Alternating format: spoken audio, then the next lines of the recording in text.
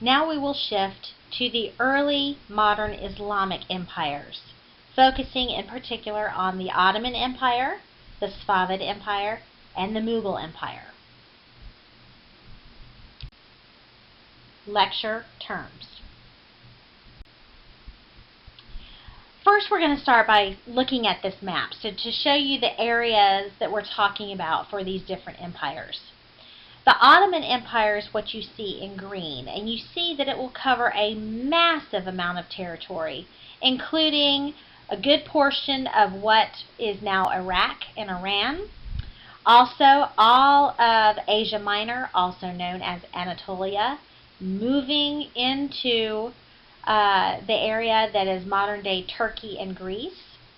All of these territories around the Black Sea and the Mediterranean area as well were part of the Ottoman Empire and had originally been part of the Byzantine Empire. The Ottomans are responsible for bringing an end to the Byzantine Empire, and that is why Constantinople will be renamed Istanbul and become the new capital. The Ottoman Empire also stretches through northern Africa as well. The Safavid Empire is in the middle, in the reddish pink, and it is what had been considered the original territory of Persia. It will be sandwiched here in the center between the Ottoman and the Mughal Empire.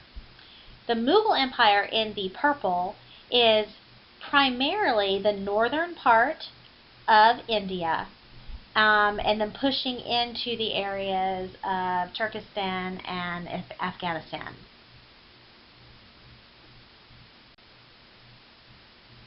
We will begin with the Ottoman Empire. From 1299 to 1922, this empire will be in existence. Now, a brief refresher of Islamic history so we understand where we're going here. Muhammad, the founder of Islam, died in 632. By 661, a generation after his death, under his successors known as the Caliphs, a huge Islamic empire had been created that circled the Mediterranean Sea. This is considered the first wave of Islamic expansion. Then, by around 1050, the middle of the 11th century, the steam of Arab Islam had run out a bit, and those caliphates that had been established started to wane. The Turks, who were people who had been converted by the Arabs to Islam during the Islamic expansion, will now pick up the banner, and they become the dominant Islamic rulers in all of the area, or in and around the Arabian Peninsula, northern Africa, spreading into Eastern Europe, and then also spreading eastward through Persia and into northern India. They will be the dominant Islamic force in the world until 1922, when the Ottoman Empire is collapsed after World War I.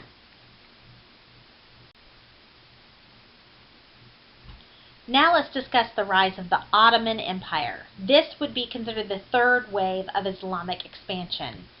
The Turks that had taken over after 1050 will eventually be splintered into different groups. One of these groups is the Ottoman Turks, and they will be the ones responsible for launching this major third wave. It will eventually be spread to other Turks like the Safavids and the Mughals as well. Osman was considered to be the founder of the dynasty, the Ottoman dynasty. Under Osman, however, the Ottomans were still a nomadic people. It was still a nomadic state, not with any kind of urban center.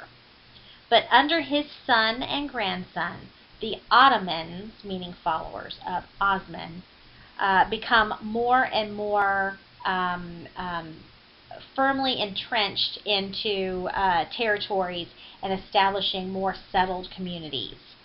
They expanded to control much of the Anatolian Peninsula and then began pushing west. When they start to push west, they come into contact with the Byzantine Empire.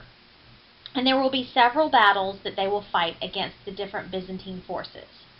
One was the Battle of Iderine or Adrianople in 361, where the Ottomans will be able to establish a new capital city for themselves, taking those territories away from the Byzantine Empire. By the time we get to the mid-1400s, the Ottoman ruler, Mehmet II, is able to finally capitulate the entire Byzantine Empire. He is given credit for the, quote, rise of the Ottomans with his conquest of Constantinople in 1453. With the destruction of Constantinople, the Byzantine Empire will come to an end. The city will then be renamed Istanbul to become the capital of the Ottoman Empire. Now, expansion in an empire such as the Ottoman Empire involved constant conquest. How would they get the troops needed to continue this constant spread and this constant warfare? Well, increasingly, they came from slave soldiers. Slave soldiers was basically an Islamic tradition that had begun with the earlier caliphates established after Muhammad's successors had taken over and established Umayyad Caliphate and then eventually the Abbasid Caliphate. These slave soldiers were called Yini Sari, or as we now refer to them, Janissaries. Often they were non-Islamic captives who were forced to convert and to serve. Now, through the Janissaries, the Ottoman Empire was able to expand to cover the massive amount of territory that we saw on the earlier map. It's important to note that these empires, like the Ottoman Empire, and as we will see also the Safavid and the Mughal empires, they are known as gunpowder empires, based on their mastery of the technology of firearms and their use of firearms in order to control and intimidate the territories they come into and they conquer. After Mehmet II, probably the next most significant of the Ottoman emperors or Ottoman sultans was Suleiman the Magnificent. He will reign in the Ottoman Empire from 1520 to 1566. He is known historically as the greatest of the Ottoman sultans because he was seen to be a lawgiver, creating a standard system of laws to govern throughout the widespread empire was extremely significant. It provides order for society. It also helps to establish the sultan as a strong ruler with a good government. Suleiman was also the one responsible for pushing the Ottoman Empire deeper into Eastern Europe, conquering more territories in Eastern Europe. This is when the Ottoman Empire comes into conflict with some of the European territories. In particular, we will see he reaches the gates of Vienna in 1529. Now, what's interesting is the Europeans that he came into contact with were both fascinated by him as well as frightened by him. His gold throne, his wealth, his harem, etc. were seen as very exotic, but it ultimately was Suleiman that started to threaten Christian Europe by the 16th century. Even more so than Martin Luther, who had shaken up European society by launching the Protestant Reformation.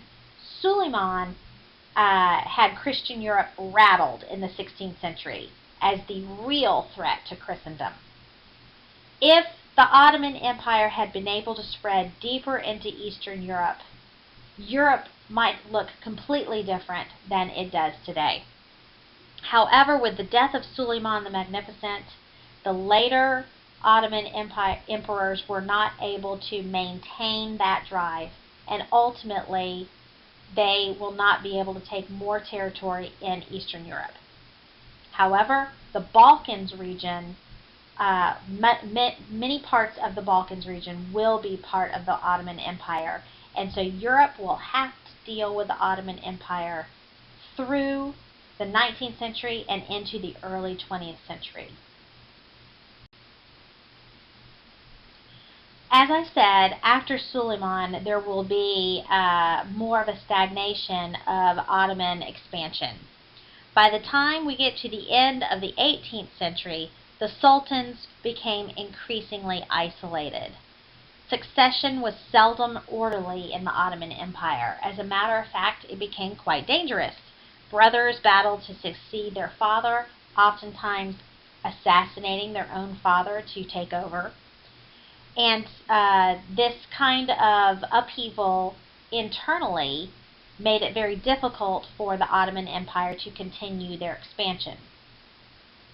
With the Battle of Karlowitz in 1699, the Ottoman Empire began to lose territory for the first time.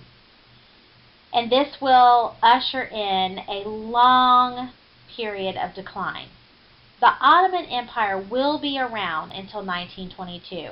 But from 1699 on, it will continue to shrink slowly but surely, decade by decade. Now, what are some of the factors in this decline? Well, the elite groups became more and more of a privileged class instead of a warrior class, similar to what we saw in Japan that we mentioned before. Similar to what we will see happening in Western Europe with the rise of absolute monarchs as well. The central bureaucracy in the Ottoman Empire eventually lost touch with some of the far-flung territories in the rural areas. Local officials will become more and more corrupt, raising taxes. There will also be constant warfare internally between different local rulers that the emperors or sultans do not seem to be able to control. There also is a growing impact of Western ideas in the Ottoman Empire. One of the byproducts of the Ottoman Empire spreading into Southern and Eastern Europe was exposure to Western ideas. Some of these Western ideas undermine the Islamic ideas about power, as we will see as we move forward in history. The Safavid Empire from 1501 to 1722. Again, a map reference. The Safavid Empire, like the Ottoman Empire, was also a great gunpowder empire, constantly warring with other Islamic territories to maintain control of their base of operations. Especially because the Safavids were sandwiched between the Ottoman Empire and the Mughal Empire, they were constantly jockeying for power positions in those frontier territories of their empire on both sides. Now, the Safavid Empire covered most all of Iran, parts of Turkey, and Georgia. The economic strength of the Safavid Empire came from their location along the trade routes. A lot of the trade going from Asia into Europe will have to move along the Silk Roads that eventually cross through this territory. This, again, was one of the reasons why many of those Western European nations wanted to gain access to direct routes to the spices and the silks of Asia themselves, from earlier lectures we've discussed. One of the most significant of the sultans in the Safavid Empire was, of course, the founder, Shah Ismail. Now, He was the founder of the Safavid Empire, and he created a theocracy because he was a Shia Muslim. The Shiite Islamic forces that took hold there were massively intolerant of other religions. They even were intolerant of the Sunni Muslims that were living in the region as well. They took control. Shah Ismail and his Shiite forces take control of the area by force. And eventually, this area becomes very economically strong because of the trade routes. A capital will be established at Isfahan, and it becomes one of the most beautiful cities in the world. Now, the greatest of the Safavid monarchs or sultans, a gunpowder emperor, was Shah Abbas, who ruled from 1587 to 1629. The longevity of his rule speaks to his great strength. The Safavid Empire will reach its greatest geographic extent under his reign. He was also a Shia Muslim, and he had strict adherence to Shiite Islam. But not all of the restrictions that he forced onto his people applied to him personally. Oftentimes, he would participate in practices that most of the Shia Muslims would frown upon.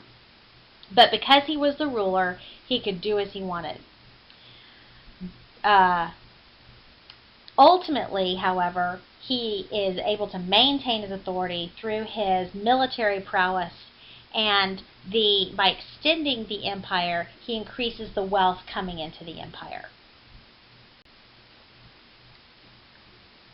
The Mughal Empire in northern India and into the areas of Afghanistan and Turkestan begins in 1526 and continues to 1707. The Mughal Empire is probably most known for the architecture found in the region, in particular the Taj Mahal you see pictured here. The Mughal Empire was begun by Babur the Tiger. He founded it in 1523, and he will rule this gunpowder empire until 1530. Babur pushed from Kabul, Afghanistan, into the northern Indian peninsula, taking territory through force, establishing this gunpowder empire. After establishing a foothold in northern India, his successors will continue to spread the influence of the Mughal Empire further south into the heart of India, but not controlling the southern portion, but then also extending their control further westward, putting pressure on the Safavid Empire as well. The height of the Mughal Empire happens under the ruler Akbar. He reigned from 1556 to 1605. Akbar was a very charismatic individual, and what was interesting about Akbar is that he, instead of forcing conversion, he showed a great deal of tolerance to the Hindu population that they had taken over. Now, many of the Indian population in the region that was taken over by the Mughals will convert to Islam, but those who refused to, he would allow to continue to abide there. He also tried to create a kind of bridge between the Islamic Indians and the Hindu Indians, creating a kind of syncretic religion, a combo religion, if you will, that he called the divine faith. This focused on the emperor as the supreme ruler for all people, no matter what their ultimate religion was. And by doing this, he eventually established a very peaceful society. He was able to form a complex bureaucracy, and he will eventually open up the Mughal Empire to increasing contact with the West. The Jesuits from Portugal, as they push into southern India, will eventually come into contact with Akbar and the Mughals. Eventually, the Dutch will also come into contact with the Mughal Empire as they come into southern India, forcing the Portuguese out and establishing themselves as in control of the spice trade. In contrast to Akbar is the next of the significant Mughal rulers. Aurangzeb ruled from 1659 to 1707. Aurangzeb was not tolerant like Akbar. He was not tolerant to the Hindu population and tried to force conversion on all of them. And he met lots of resistance from them. He will eventually massacre a great number of them in the skirmishes that he has with the Hindu population, most of which will flee to the southern parts of India that were not controlled by the Mughals. With increased Western interest in India, by the time we get into the 1600s, especially the Dutch and the British, the Mughal Empire will come under more and more pressure. By the 19th century, the British will control Delhi itself.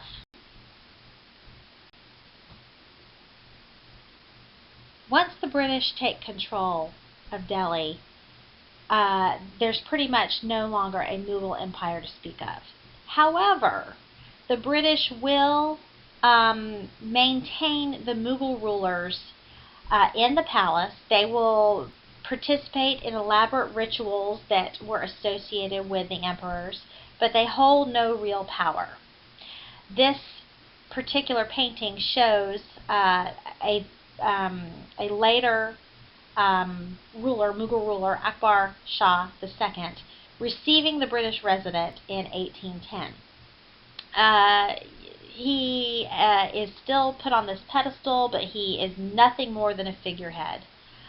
On the far left is the cracked and peeling gateway to the palace. The British are the ones fully in control by the 19th century.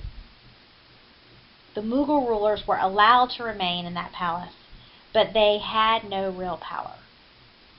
We'll discuss more about the implications of the British takeover of India in later lectures.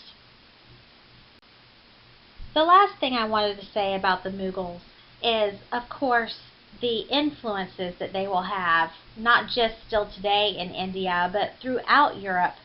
The architecture from the Mughals will eventually be copied. Some of the greatest architecture of the early modern period comes from the Mughal Empire. Probably one of the most significant pieces of architecture that was built during this time period was built by Shah Jahan. One of the most distinctive pieces of Eastern architecture was just a burial place for his beloved wife, the Taj Mahal. Eventually, the Taj Mahal will be copied and mimicked by many different Eastern European monarchs. In particular, you will see a lot of influences in Imperial Russia with the onion domes and the reflection pools.